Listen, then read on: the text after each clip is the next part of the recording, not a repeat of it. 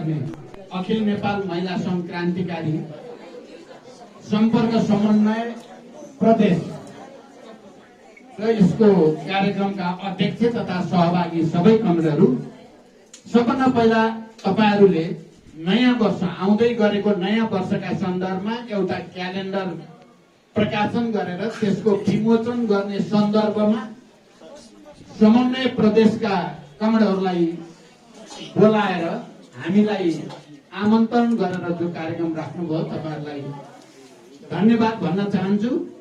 र नयाँ वर्ष आउँदै गरेको नयाँ वर्ष 2083 का सन्दर्भमा पनि तपाईहरूलाई र यो कार्यक्रम मार्फत देशभरिका सम्पूर्ण जनसमुदाय विदेशमा रहने नेपालीहरूमा पनि हार्दिक बधाई र प्रगतिको शुभकामना व्यक्त गर्न चाहन्छु।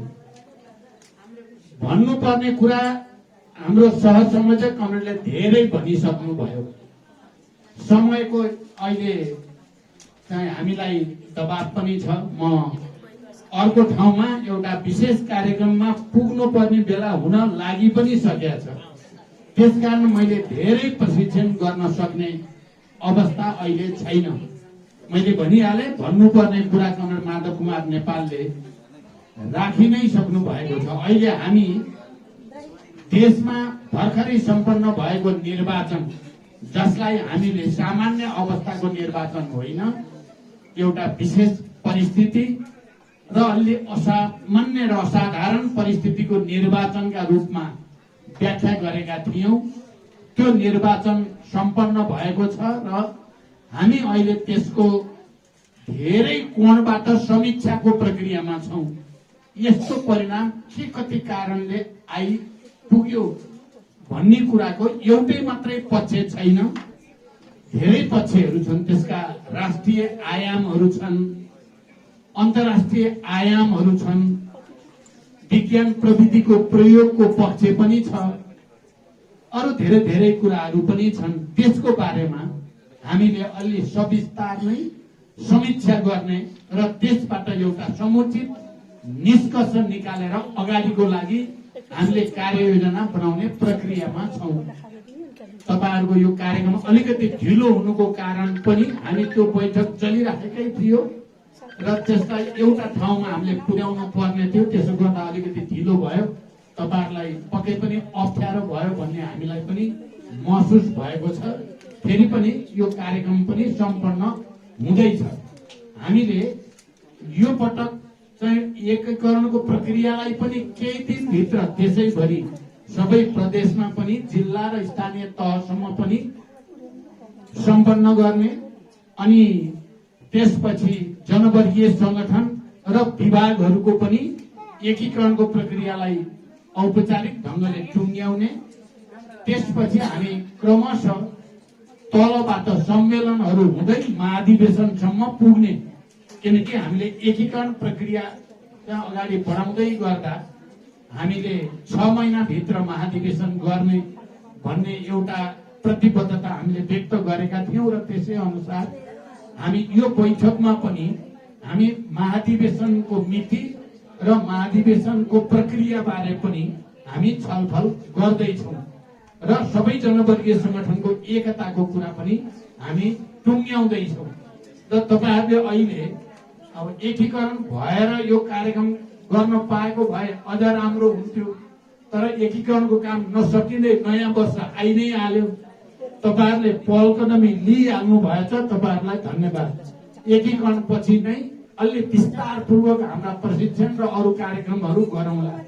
फेरि हाम्रो यो समीक्षा बैठक जो चलिरहेको छ, त्यो बैठकबाट एउटा निष्कर्ष निकालिसकेपछि हामीले त्यसैभरि सबै जनवर्गीय संगठन प्रदेशहरूमा र सबैतिर पनि एकरूप तरिकाले प्रशिक्षण गर्ने, एउटै बुझाइ बनाउने प्रक्रियामा हामी जाने नै छौं।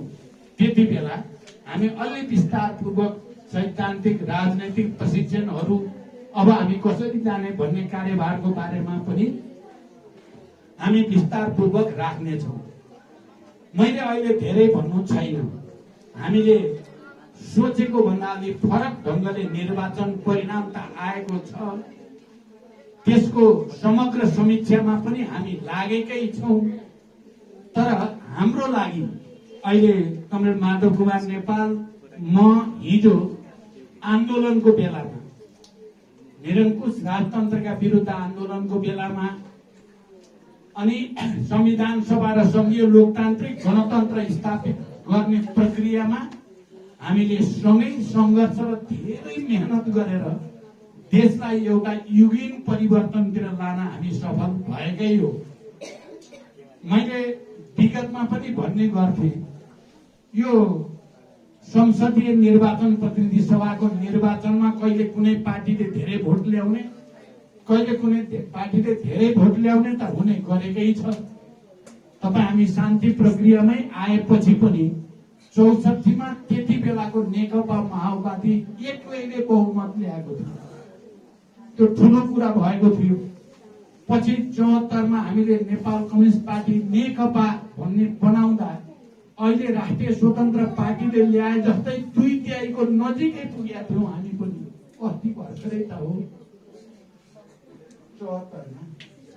74 को निर्वाचनमा हामी 2/3 को नजिकै पुगेका थियौँ वामपन्थी कम्युनिस्टहरू र अनि 74 हो 64 मा तत्कालीन नेकपा माओवादीले एक्लै बहुमत ल्याएको थियो। 74 मा नेपाल कम्युनिस्ट पार्टी नेकपा बनाइयो। एकीकरण गर्ने क्रममा हामीले 2/3 ल्याएका थियौँ र अनि त्यसपछि कहिले नेपाली कङ्ग्रेस ठुलो, कहिले अर्को ठुलो हुने पनि गर्यो। तर हामीले के भन्ने गर्यौं भने जसले जिते पनि जबसम्म संघीय लोकतान्त्रिक गणतन्त्रको संविधान अन्तर्गत बसेर जित्छ त्यो हामी सबैकै जित हुन्छ। त्यो एउटा पार्टीले जितेको हुनाले हामीले हारेको भन्ने अर्थ लाग्दैन। अझ भन्ने हो भने हामी हिजो जनयुद्ध र जनआन्दोलन हुँदै संविधान सभा सम्पन्न गर्ने र संघीय लोकतान्त्रिक गणतन्त्रको संविधान बनाउन मेहनत गर्नेहरूको लागि चाहिँ जसले 2-4 भोट घटी बढी ल्याए पनि त्यही संविधानकै जित, गणतन्त्रकै जित। अनि महिला, दलित, आदिवासी, जनजाति, मधेसी, मुस्लिम, थारू सबैको प्रतिनिधित्व हुने जो सिस्टम हामीले स्थापित गर्यौं त्यो सिस्टम अन्तर्गत जुनसुकै पार्टीको नामबाट आए पनि त्यही संविधानको मान्यता भित्रबाटै आएको मान्नुपर्छ।